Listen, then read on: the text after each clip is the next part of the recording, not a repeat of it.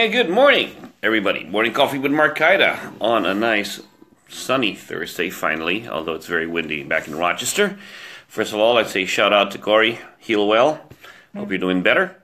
And for today's Throwback Thursday is a lesson I learned from doing Filipino martial arts and from my teacher.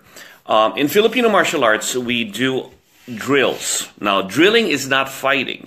It's the safest way to mimic fighting. When it comes to weapons, it's unforgiving, right?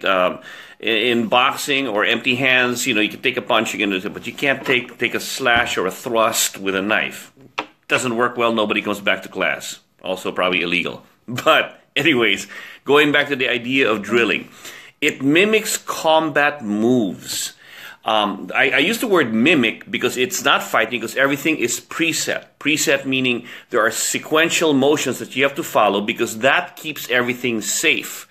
If nothing is preset and you start, hitting somebody or smacking them or cutting them and you don't know where it's coming from, that develops a lot of bad things. Number one, you could get injured. Most important thing is you don't want to get injured.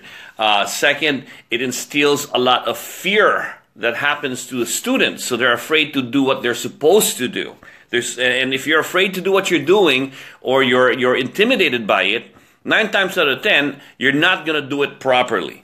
So when you have a sequential motion of doing things, it's easier to follow because nobody is there to hurt anybody. You can totally express your motions without feeling intimidated or afraid. Remember, drills are only one piece of the whole learning process. It's not everything.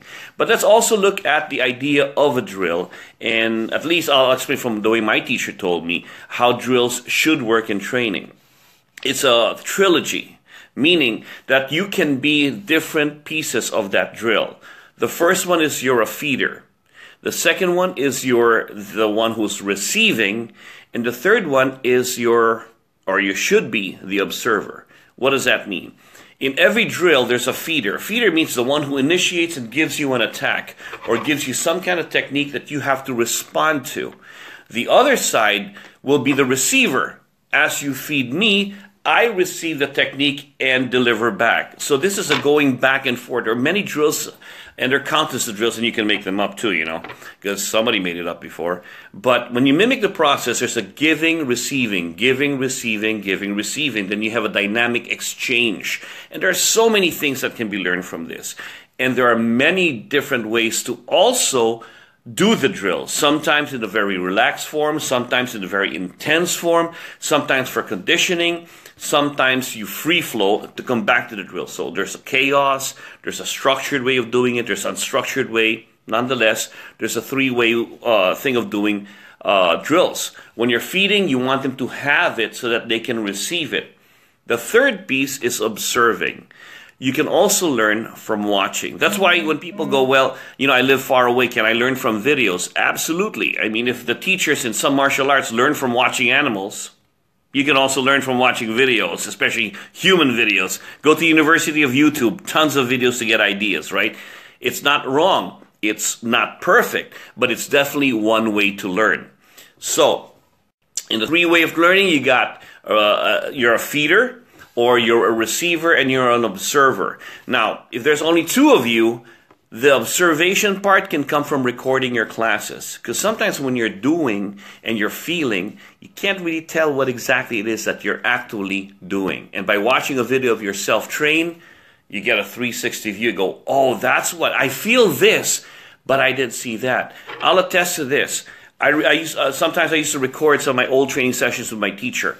And I remember one time when I was training with him, I swear to God, I thought this guy was going to kill me. I mean, I would sweat so much. Thank you, Tom Deseo. Training with him was so high, fast, high pace, intense, and it was scary. We'd like, no, you go, no, you go, no, you go. And we went at it, right? But one time I was able to record my class, and I knew every step of the way that I was dead. He was controlling me. But when I watched the video, I'm like, wait a minute, it looks like I'm doing quite well. No. I knew what I felt. So by observing, I actually realized and learned a lot about myself. So those are the ways that you can do drilling. It's a fun way to find out and realize that there are so many ways to learn. There's not one perfect way. There are many ways to learn. And you want to be inspired to learn all these different techniques. Watching something, feeling something, giving something, receiving something, it's always a good way. Be inspired to learn so that one day you'll be inspired to teach. What do you mean by that? Well, in order to teach, you got to know something.